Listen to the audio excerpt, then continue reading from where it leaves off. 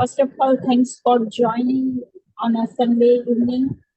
This is our first event specifically celebrating the Indian woman in GIS by QGIS Indian User Group. So the current agenda for this particular event is to talk about the QGIS and code as per the response, and we'll also have some case studies by working professionals who have done such a great job using QGIS, and definitely we have a small game for all of you to build a community around it, because this is a new group we have built as a woman in is an Indian QGIS user group. So first of all, I would like to definitely mention that today, as we are celebrating International Women's Day, and specifically there are many Indian women who are contributing to GIS, are being working professionals. So today we are gathered here to celebrate and recognize those women who are shaping our geospatial ecosystem. We are dealing with various stuff from remote sensing, satellite research, spatial analysis, open source mapping, several different industries also we are working, from government to private sectors, from being a part of an ISRO to a pixel company. There are so many different ways where women plays a vital role. So this event is kind of a group where we are celebrating not just achievement, but also creating a space where we can talk, inspire each other, and also collaborate. So I would like to thank you all for joining this event. As this is kind of a community we have just started, and we want that this community grows, and we as an Indian represent as a good group in a whole world with respect to the QGIS, and keep on contributing to that. First of all, just a quick that women has always been a pioneer in this field. It's not just that we have just started. It's like from 1940s till now we have been contributing in various ways, from wireless spectrum to advanced GIS spatial analysis to building a whole GIS ecosystem. Women has always been contributing to the field. Coming to India, in India also we have incredible women who have been contributing to field, from remote sensing to building a navigation and aerospace to GIS and environmental applications. So yeah, now I'll hand over to Kiran, and she will continue the presentation. Thank you, Chancy. So I would like to continue with the presentation, and first of all, I would like to talk about the responses that we got from the participant survey. And I'm very happy to see that we have got responses from different regions of India. You can see West, South, East, and Central India, all of the zones have been covered. And in future, I am really looking forward to more and more participants from, different regions that are not covered, especially North and Northeast regions. I would really love to see them and see if they can, be a part of our community and spread some word about how they are working in QGIS, and it will be great. This is the survey responses that we got, and we have got women from different sectors, including urban planning and municipal governance, environmental science and conservation, disaster management and risk assessment, agriculture and land management, and a lot of participants from education research background who are doing their academics and PhD journeys with QGIS. And also, there were different topics that the participants were interested in, which is case studies specific to India and advanced QGIS techniques, integrating GIS with other technologies, and open source GIS community and contributions, and career pathway in GIS for women. So I would like to actually add something on it, and you can see In this session, we have tried to cover most of the topics that participants are interested in. But not only this, in future, we will be bringing more and more sessions where participants can learn about these topics through QGIS India User Group. We also have educational, these are some of the responses. So our participants were part of different industries, educational, private, government, and other industries, and using QGIS for their professional daily work for research and academic projects, and some special use cases like LULC mapping and public health data mapping and documentation, and most of them use it daily or at least twice a week. So these are some more responses that we have got, and it's more like how people are familiar with the FOSS4G mindset. And as you can see, 39% of people are very less known about the fact about FOSS4G and the ecosystem of QGIS and integration of QGIS India User Group. So we would be covering that topic first in our presentations. And coming to gender of participations, I am very happy to see that 16% of men have contributed to fill the form, supporting their women colleagues, and out of which two of them are from Nigeria. So men are supporting their female colleagues overseas, and it's really great to see such enthusiasm in our community. And these are some Women's Day pledges that people have taken, and I hope that whatever pledges they have taken over the survey, they will be able to maintain it and help women foster a very inclusive and celebrate women's achievement in their workplaces. Just a second. Yeah, you can start with the first slide of yours. Hello, everyone. Nice to see everyone here. Happy Women's Day to all of you. We have a little QGIS user who also wants to wish everybody. Happy Women's Day, everyone. Thank you. Happy All right, Women's Day. Happy Women's Day. Happy Women's Day.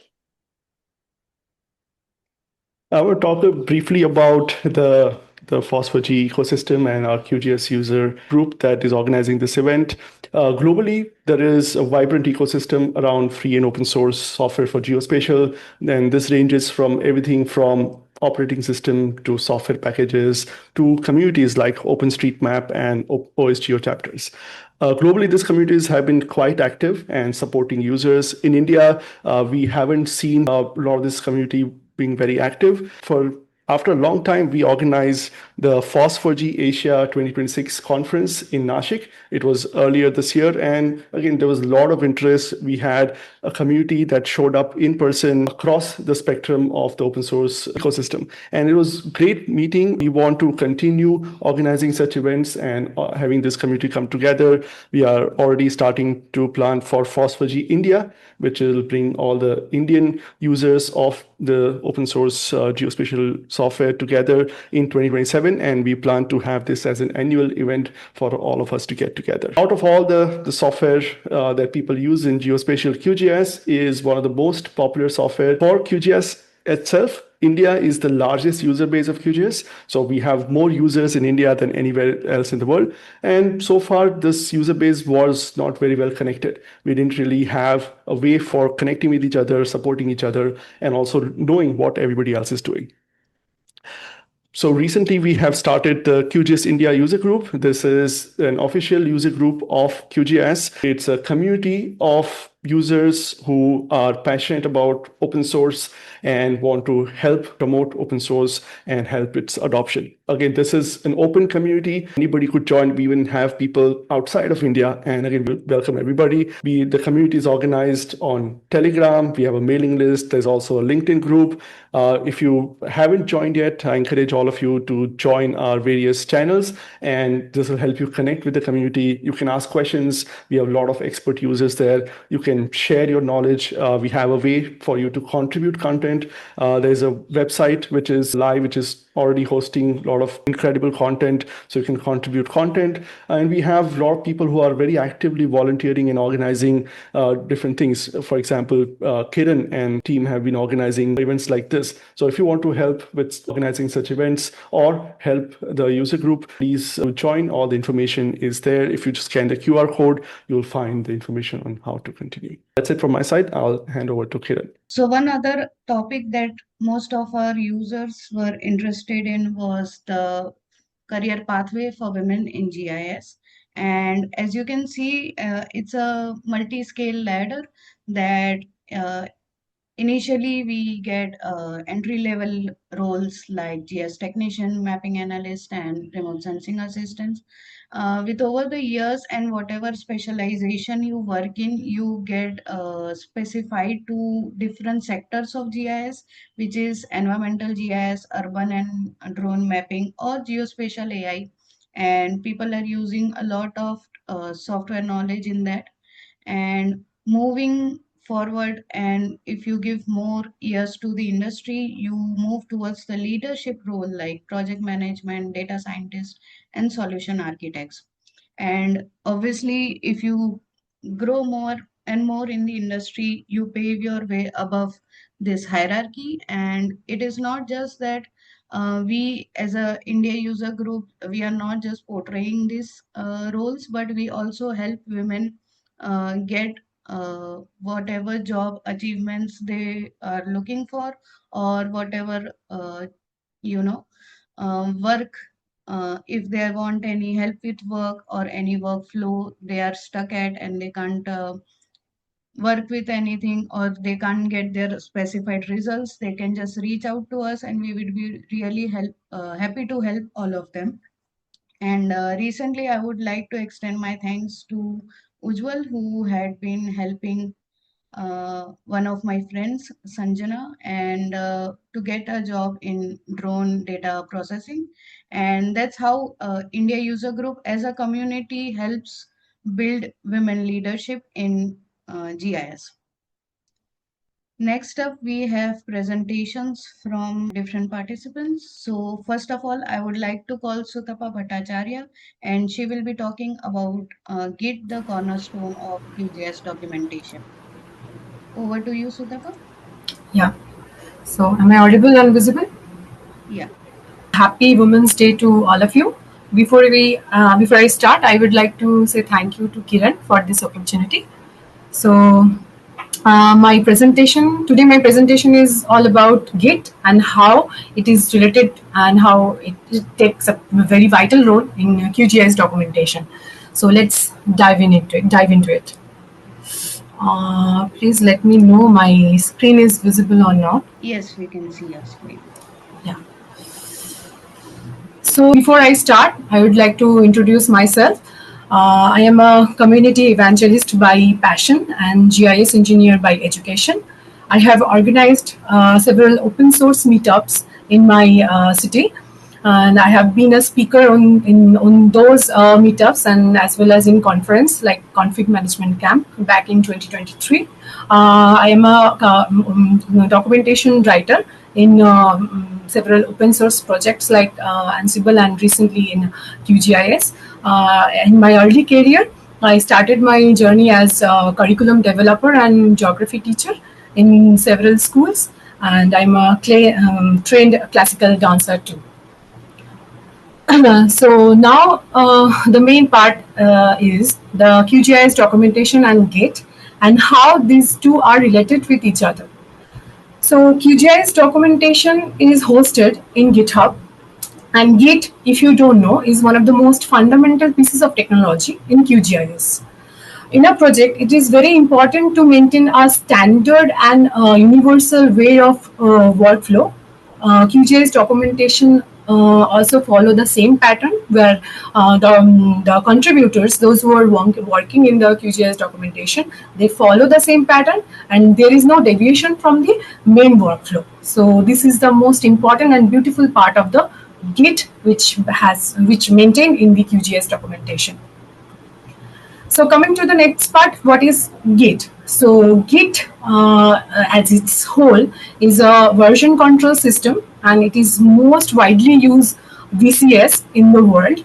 And the main purpose of the Git is it tracks the changes to the files over time. So how this has happened? See, let's say you are working, you are changing a file that is getting recorded into the Git log, and I am changing a file that is also getting recorded into the Git log. So what is happening is that so we can trace the history of the change, that which files are getting modified and when it has been modified and by whom it is getting modified. So these are the top to bottom information we can easily get from the git log command. Git is also distributed in nature. Multiple contributors can easily work on the same file into the same project. So as QGIS is open source project, so contributors can easily work in the same files and in the same time. So I can say that as a whole, Git is the cornerstone of the QGIS documentation. So many people get confused between what is Git and GitHub. So GitHub is a cloud platform that hosts the Git repositories, and QGIS documentation is hosted in the GitHub. So coming to the main skeleton of the QGIS documentation workflow, let's discuss the step-by-step process. So this is a picture of the GIS Git workflow, which is maintained in the QGIS documentation work. So first and foremost thing is you have to fork the QGIS documentation GitHub repository into your own namespace repository in GitHub. This namespace repository is your user name in GitHub, and then the thing what you have to do, you have to run the command that is git clone. So what is git clone? Git clone is a command which create a copy of the remote QGIS documentation repository into your own workstation. So here I am using terminal as a workstation, and after that there is a special term that is git branch.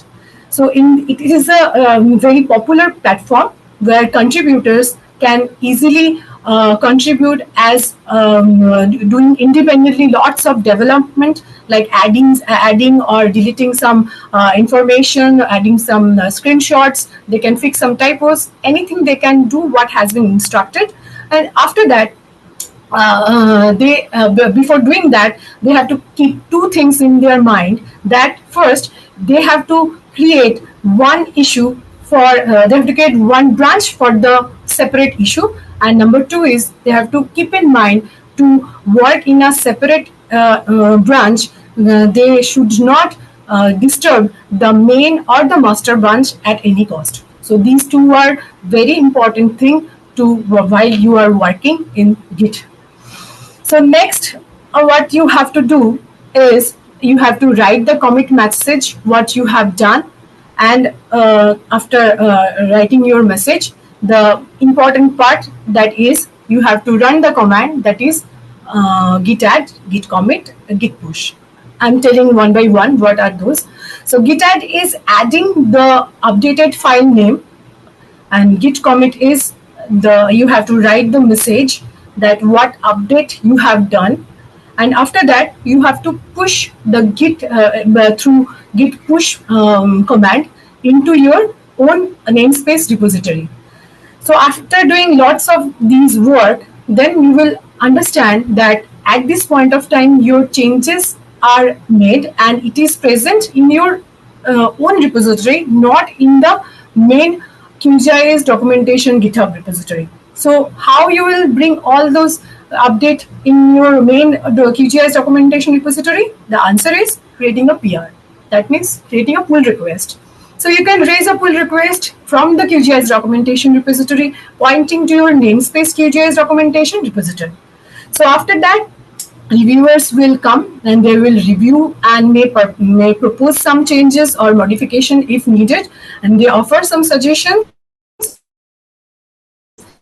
and and if you have to take the position that those suggestions in quite in positive manner. You have to, according to that suggestion, you have to change the file or modify the file, and once it is reviewed finally, it is ready to merge. So after merge, you will get a message that congratulations, your change is now merged, and you have helped to write the documentation of the most widely used open source GIS software in the world, that is QGIS. So if I have time, I can share you one example that I have made. Uh, is this visible? Uh, Yes, it's visible. yeah. So this is the issue that I was working. I was assigned to work, and these are the instruction that has been made. And according to that, I have created this issue, and this is my commit message. You can see these are my two commit message that I have written, and after the committing message and after the files has been changed, the reviewer has checked, and finally they merged to the no, the main QGIS documentation repository. So these are the basic things of QGIS documentation, and these are my latest contribution that I have made in QGIS documentation. Hope in future I will be able to contribute more. If you find interesting, please let me know. That's it. Thank you so much. Thank you for an informative session, Sutapa. And of course, we will be bugging you a lot with GitHub now because we know you know a lot of things. And if there are any questions from the participants, the floor is open for you guys. So if we don't have any questions, we can move next with Sonia Das. She will be talking about GIS for archaeology and urban planning. Sonia Das, over to you. Hello, everyone. First of all, I want to thank the organizers for inviting me. I'm very happy to be a part of the first uh, women's event that we are having in QGIS India User Group. And thank you so much for that. I know that this whole session is going to be very informative, and I'm going to learn a lot.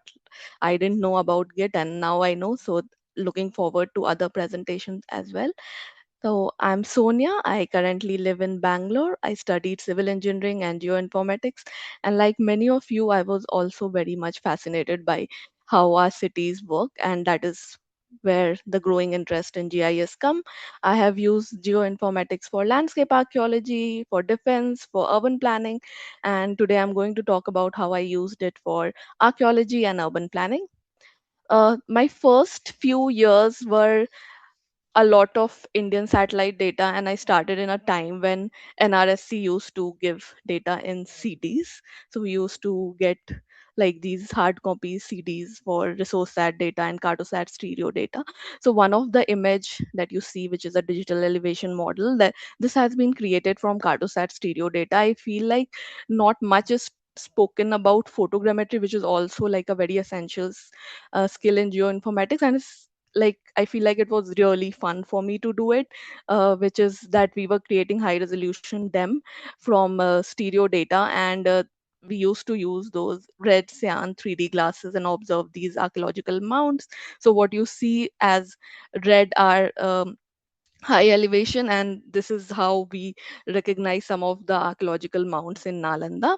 And then the second image that you see is a combination of declassified corona imagery, GOI data, and so basically a first half of my career was a lot of georeferencing, a lot of satellite data, a lot of photogrammetry. So this kind of set the base of who I am, because I got opportunity to work on different projects funded by ISRO, project funded by DST, by Karnataka Knowledge Commission. So, and I worked on sites which are like one of them is displayed here, which is Nalanda.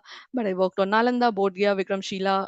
A little context, like a little background about me. I come from Bihar, so a good period, early career was spent on sites very close to home.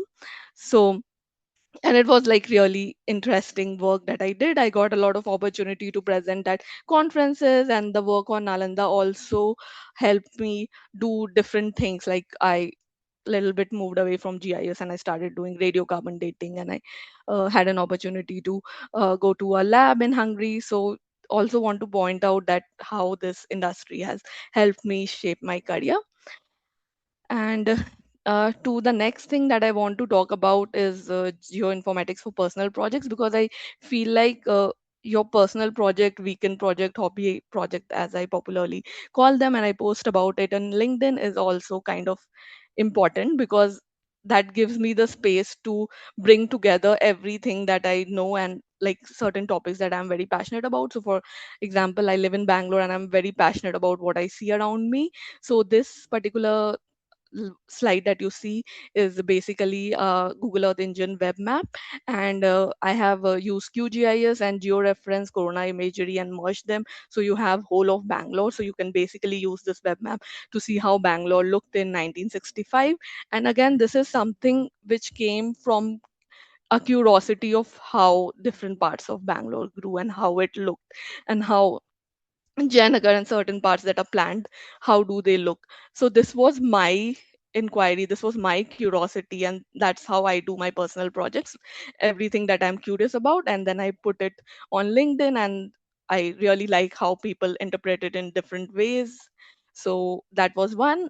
There are several other projects, but the next one that I want to talk about is about walkability in Bangalore. So like I also had an opportunity to stay in Dubai and Estonia, where like most like we have walkable streets. So then this questions arise that why the cities that I live in India are not walkable, but I wanted to measure them. I wanted to say that okay, how like how much of it is, and like a yes and no, like how we do in GIS, because GIS is nothing but a decision making tool. So I came across this tool by University of Salzburg, Netasco, that helps you categorize all your road segments into less walkable and more walkable, and it basically takes open source OSM data.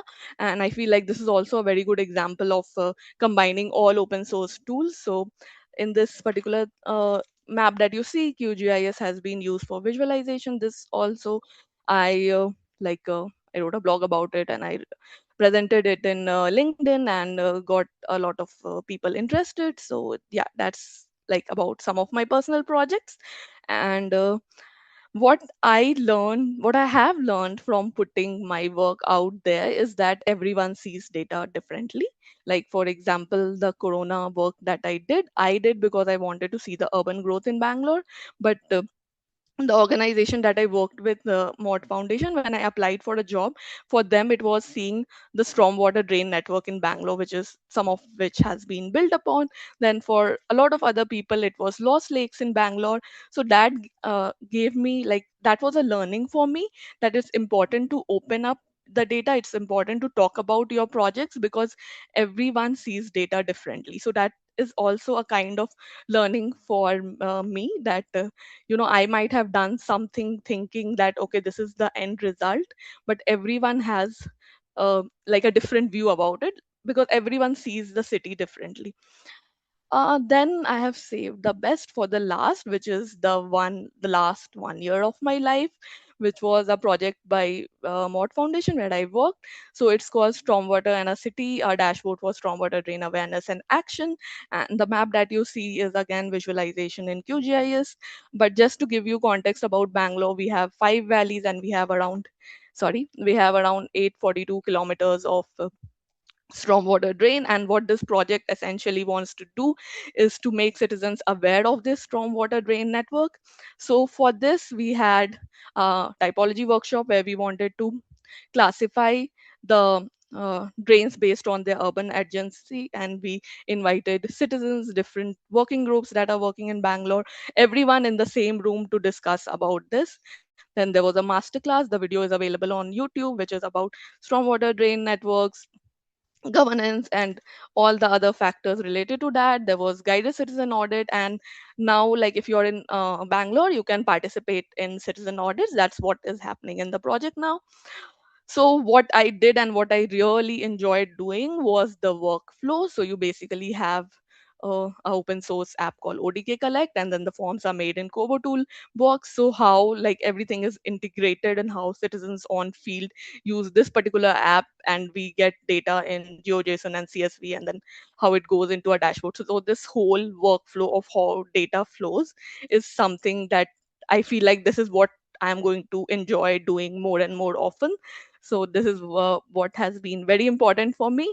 And a little bit about this project for people who are in Bangalore. You basically download this app, and then you have these three forms to fill, and form 1 will be about physical condition of stormwater drains, form 2 will be about water quality, and in form 3 you will be interviewing someone from the like in the neighboring area of stormwater drain, and you will be basically interviewing them about does the area flood, doesn't it flood. So it was very interesting to design a workflow, like we how we sat together and we thought that okay, one person will be filling form one, another will be doing form 2, and then for navigation we will be using my map. So this whole process of making it fun for people was another element that I have never explored before. So that was very exciting for me to work on. And yeah, so learnings from the project and what next for me. So I think for me in this particular project that that I spoke about, which is the stormwater drain, for me what was interesting was the starting point, how I didn't even know that Bangalore had around more than 840 kilometers of stormwater drain, and now I see drains everywhere. Like anywhere I'm going, I see, oh, these this is a retaining wall, this is the. So for me this has been like a great learning. Then understanding when to pivot, because the initial workflow that we had thought like was based on licensed software, but then we realized that maybe it wouldn't be good to take it forward. So then we pivoted to using ODK, Kobo, QGIS, all the open source software. Then understanding when to ask for help, bringing in different stakeholders, scaling the project, like understanding that this workflow is scalable. Accessibility, like for the guided citizen audit that I was a part of, a very important thing was that people understand the questions. That is how they'll be able to record. Like we'll be able to have good data, and as per my observation, everyone was able to understand what we were asking, and we also had guidebooks and different things to help them together. Then the data collected by citizen goes to citizen. That is something which is very important for us. And reproducibility, because this is a project that is fully open source, so anyone can take up an idea and do a similar project in Bihar, UP, anywhere. And I think what this project has done for me, and it's very important that I want to talk about, is personal growth, because it gave me a lot of opportunities to talk. And I also didn't know that I could do it. Like, given a chance, I would like to not be on the stage. I am someone who enjoys doing like just my laptop and QGIS are like my best place to be. That's what my comfort zone is. But I feel like I did a lot of work where I had to communicate with different stakeholders, and that was like a learning for me. Seeing the city differently, because I worked with planners and architects, I feel like I now see the city differently, and that's something that is very important for me. Then improvements on the audit form. This is something that I want to talk about, that how it is important for GIS professionals to not just think of it as okay tools, but think of it as to be in the room when the discussions are starting. So what I mean by improvements on audit form is because I was there from starting, I know what exactly we could improve, and that is, I feel like that's a very good knowledge to have.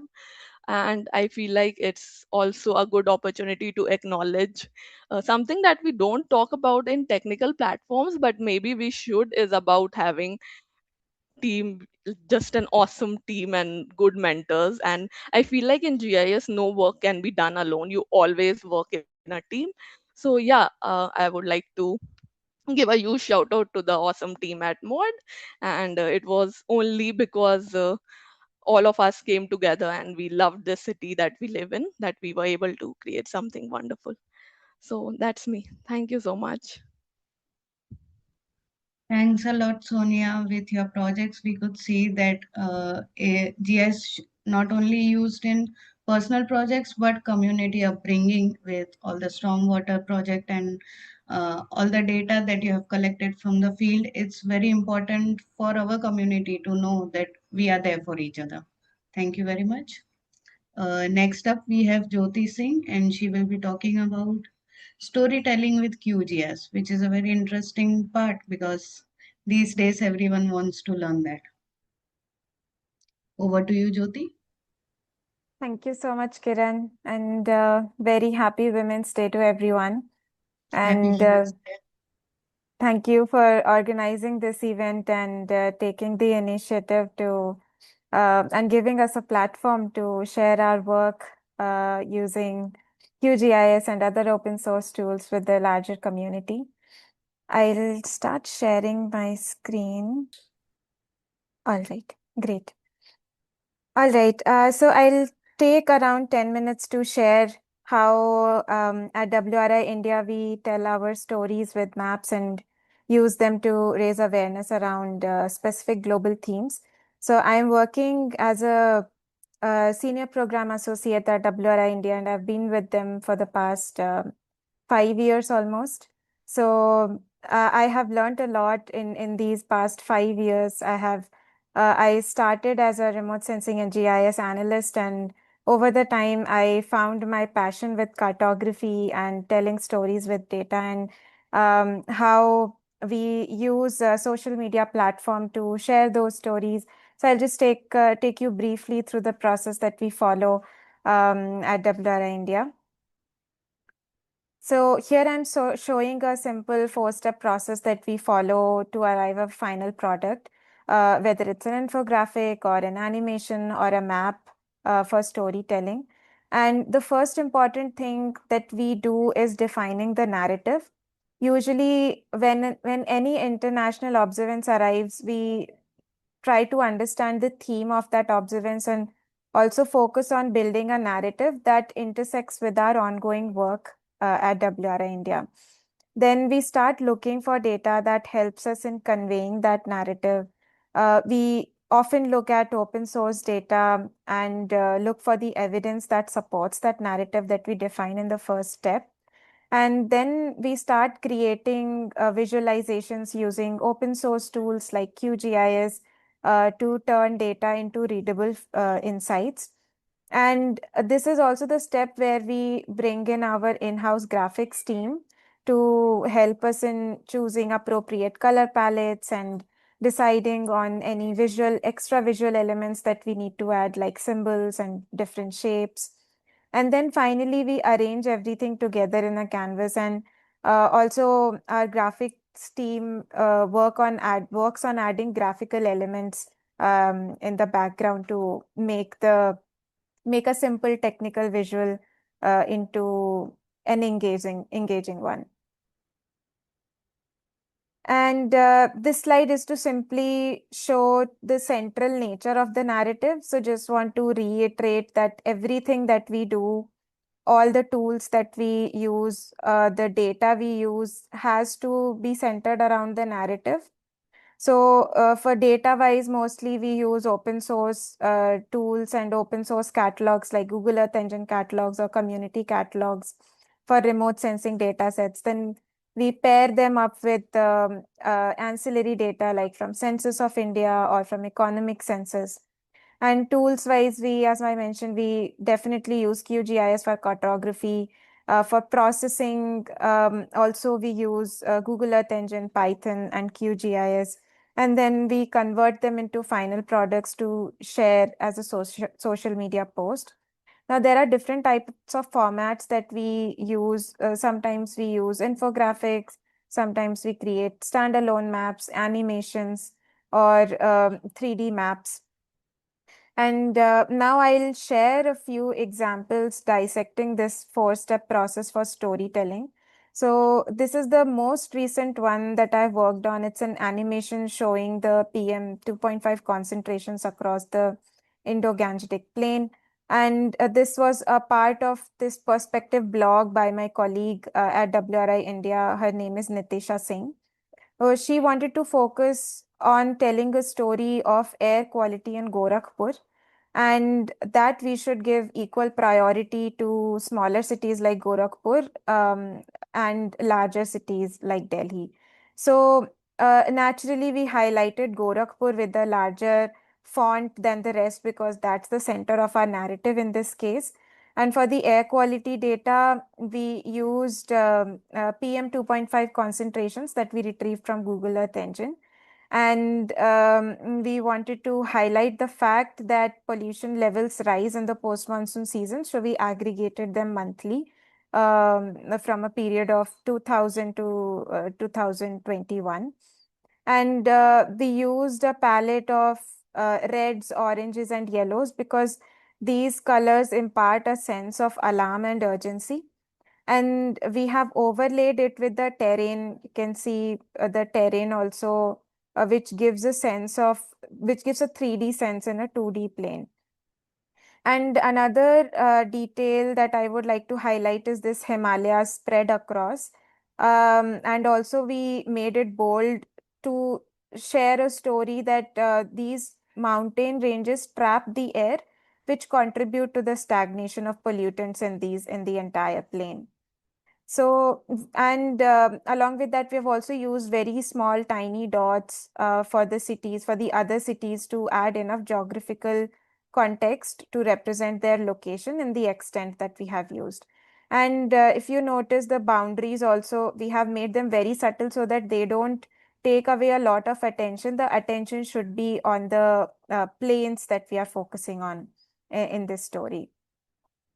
Then moving on to other example, I have put heat related visuals on this slide. So this one became very popular on social media. And here we are showing the land surface temperature over Mumbai to make a story on differential heat hotspots. Here our intent was to show how surface temperature depends on land use and how the neighboring areas might experience different heat owing to factors like presence of vegetation, kind of roofing material, and land use. And this is another animation showing changing urban heat island effect at night in 4 cities in India. And in both these cases, we have used these diverging color palettes from green to yellow and then to red to show a stark difference in hotspots as compared to their neighboring areas. And one important thing to mention is the use of the thermometer symbols to highlight the temperature in degrees for these two neighboring areas. And data-wise, we have used Landsat 8 for this infographic, and mode is for the right-hand side one to show this animation, to show the land surface temperature.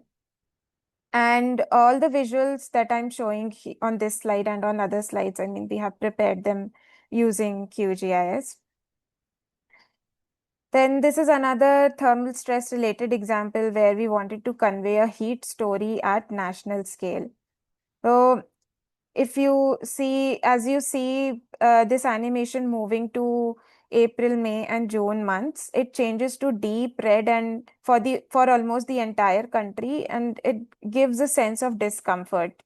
So this kind of imparts that sense that this is something we absolutely need to work on. It's alarming to see this kind of deep red, and the way it transitions from light yellow, I mean, very pale yellow in the northern plain to very deep red, it gives that sense of alarm that this is like a stark difference between certain 2 months, right? And another example is this visual, which is set in Srinagar Valley of Kashmir, where we wanted to focus on sprawling built up extent with floodplains in the region. And here we got to explore the 3D format, and this is one of my favorite formats because they add so much to the visual and are very appealing to look at as well. So here we used SRTM data and QGIS to 3JS plugin to give this 3D effect to the visual. We used a red color to mark the areas within the floodplains to separate them out with the rest of the growth. And we have also added these mountains and rivers in the background as graphical elements to give the visual more engaging look. Then here we are focusing on telling the story of jobs and migration in Tamil Nadu. So in this case, we have used a neutral color like purple to show the number of jobs in the state. And on the right, we show these migration patterns.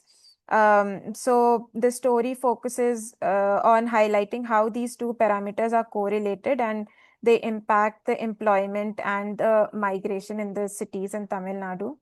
And we have used publicly available government data from economic census and from Census of India to show this story. And if you notice, because this story focuses only on Tamil Nadu, we refrain from adding rest of the state boundaries because they do not add anything to the narrative. So that is one important thing that we have highlighted here. Also, we keep experimenting with 3D effects and layer styles. So here we have given this 3D shading effect in symbology using layer styling in QGIS.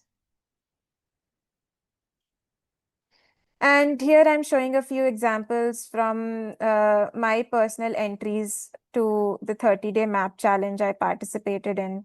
Here also, I more or less use that 4-step methodology to convey the narrative that focuses on certain theme of that day. And these, so this, I mean, all of these did really well on LinkedIn when I shared with the community, larger community on LinkedIn. So I just thought it would be nice to share some of the learnings that I gained from my professional work into my into my personal passion as well.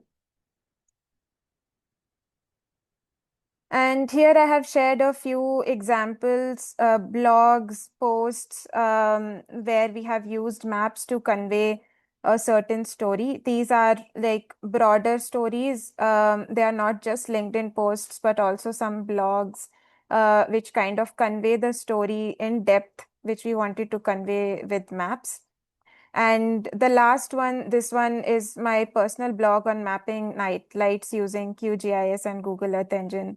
So this was from one map which I created for 30-day map challenge, and I thought that I'll share the workflow that I followed while creating that map. And I have added the links to my email here, LinkedIn, Twitter, if you want to reach out to me, and also added a link to my portfolio where you can explore more of my work, both professional and personal. Thank you so much again for taking the time to listen to me, and I look forward to learning from you all. Thank you. Thank you very much, Jyoti. And you have just shown the true spirit of cartography, how symbology can affect whatever narrative you are showcasing in your map. And I hope the participants have enjoyed your session. If you guys have any questions, you may ask. And next up, we have a fun engagement session planned. So who's ready for some game? I would like to share my screen. Okay, so guys, we are gonna play a game, and the game is wordplay. Let's start with some easy mode. So below you can see the words that you need to look for, and just look for in the word puzzle and try to find all the words mentioned below. Let's see who gets what first.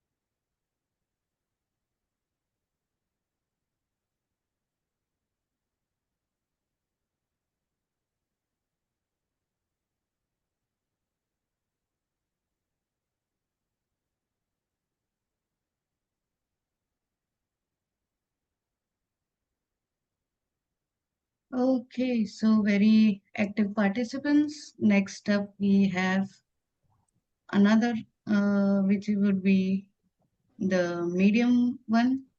Let me just add that. So next up, we have a medium level, and go for it, guys. Search for the words that are mentioned below on your screen.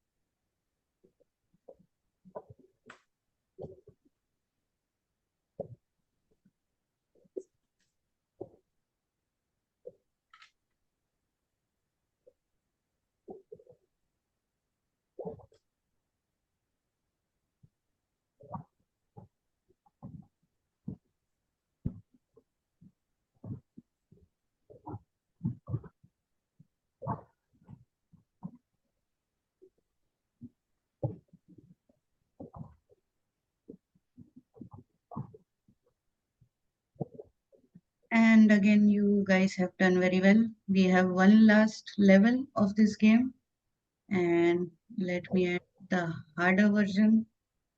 Let's see who gets this.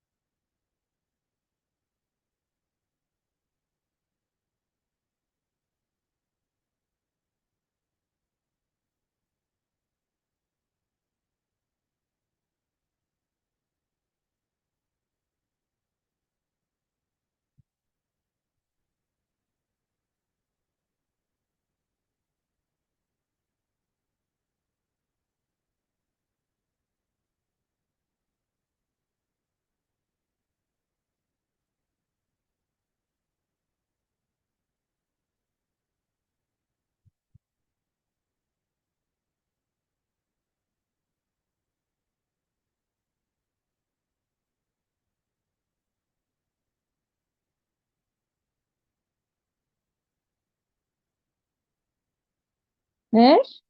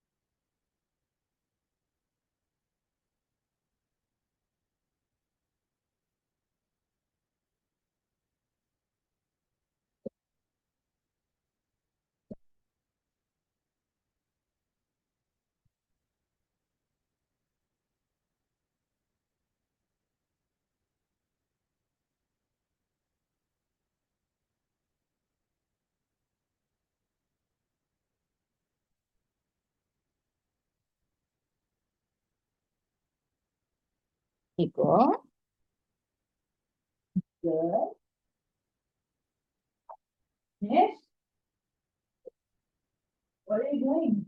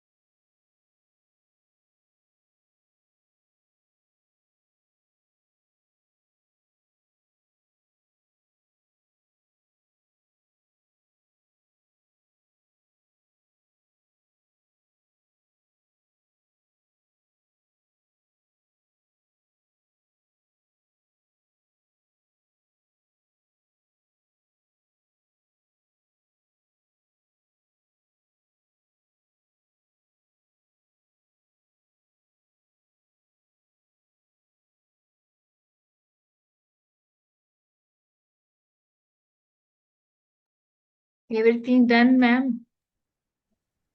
Great. So very happy to see that we have done from easy to hard in under 10 minutes. Very engaging participants. I really like that about you guys. And just to add one more feather to our head, let me share something related to our FOSS 4G India 2027 meetup. So, guys, as you know about FOSS 4G now, and we are starting our annual chapter FOSS 4G India starting from next year 2027.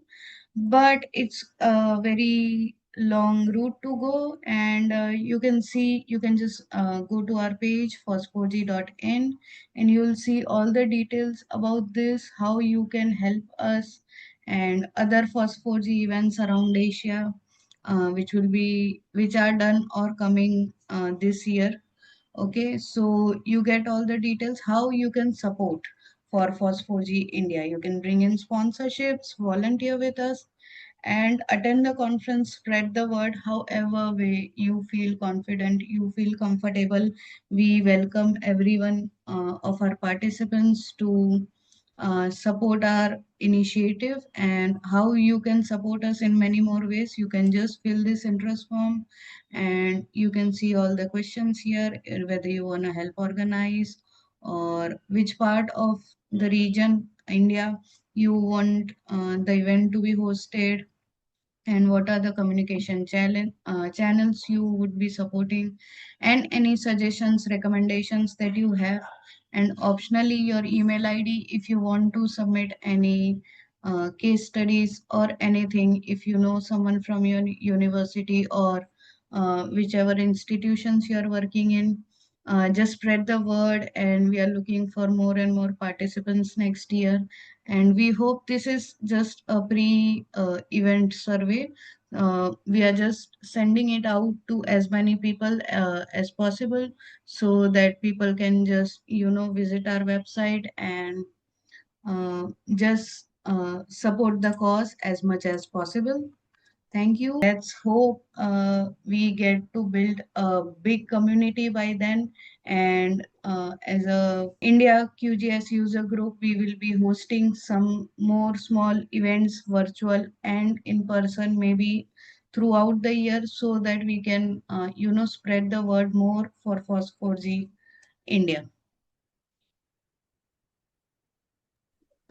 Yes, let's all take a group photo. I would like to ask everyone to switch on their video cameras, and we'll just take a group photo.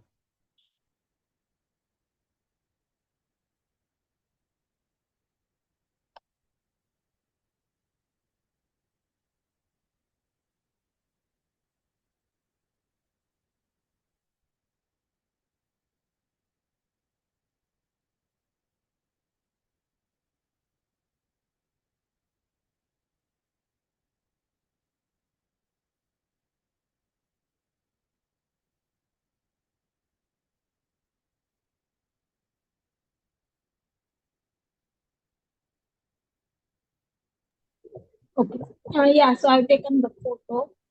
Just as an ending note, I hope everyone has joined the official Telegram group. If not, please join. We are sharing all the updates, upcoming events, everything over Telegram group. So yeah, please feel free to join it. And we have a long road to go where we will be hosting this particular different sessions and try to bring a community and give you all a platform so you all can share your work as well as we can have an engagement and learn from each other. So yeah, that's the overall uh, mission and perspective. So Thank you, yeah, thank Chancy. you. Yes, thank you.